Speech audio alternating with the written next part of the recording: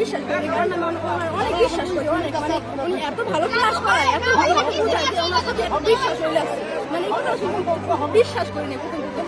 তারপরে বিশ্বাস করে নিয়ে এসে আমার বান্ধবী বললো কি যে তুই বিশ্বাস তো করস না, তাহলে চল তাদের শুনে এসে, মানে আমি একটু শুনি না, মানে এত কষ্ট পাইছি, এত কষ্ট পাইছি যে আমাদের সবাই এরকম এত কষ্ট পাইছি। তারপর বললাম কি তোমরা যদি পদত্যাগ না হয় আমার কোনো ক্লাস পারবো না। অনেক ভালো, আমি অনেক ভালো আমি ভাবতে পারি না আমরা তার পদত্যাগ চাই।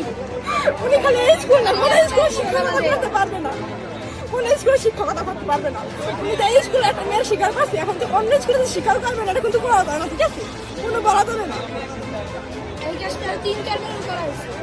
এরকম ঘটনা বড় সত্যি কাছে অনেক শুনছি, কিন্তু বিশ্বাস করি না, কারণ উনি এত ভালো ক্লাস করে, এত ভালো মতো কথাবার্তা বলে, এত ভালো মতো মানে আমাদের সব বিষয়ে অনেক ভালো ভালো কথাবার্তা বলে, যে উনি যে নিজেই এরকম মানে এরকম করবে আমার জীবনে ভাবতে পারি না। স্যারদের কাছ থেকে শিক্ষা নেই, কিন্তু স্যার আমাদের সাথে সব স্যার আমাদের সাথে অনেক ভালো ব্যবহার করে, কিন্তু এই স্যারটি এতটা নিচু মনের মানুষ আমরা কোনোদিন ভাবতে পারিনি। স্যার আমাদের এই যৌন বিষয় নিয়ে কেন প্রশ্ন করবে, তো আমরা তো এখন অনেক ছোট, এইসব তো যাদের মানে বিয়ে হয়ে যায় তারপর জিজ্ঞেস করে না, কিন্তু স্যার আমাদের এগুলো কেন জিজ্ঞেস করবে? এটা একটা আইনত অপরাধ, যৌন নিপীড়ন স্যার যখন আগে করছে এগুলো তখন স্যারের কোনো লজ্জা লাগে নাই, স্যার তারপর আমাদের সাথে এইগুলো বলতেছে। স্যার আগেও 2বার এরকমের করছে, স্যারের আগেও হয়তো সুযোগ দেওয়া হয়েছে, কিন্তু আমরা এবার মানবো না, এবার তার বিচার চাই আমাদের, আমরা অন্য কিছু চাই না, আমরা শুধুমাত্র বিচার চাই স্যারের।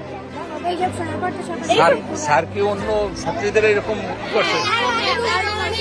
7 বছর আগে নাকি উনি 2বার সারা পাইছে, এরকম করে 2বার এরকম খারাপ কাজ করে উনি যদি এইবার সারা পায় তো স্যারের নোংরামি দিন দিন বেড়ে চলতেছে।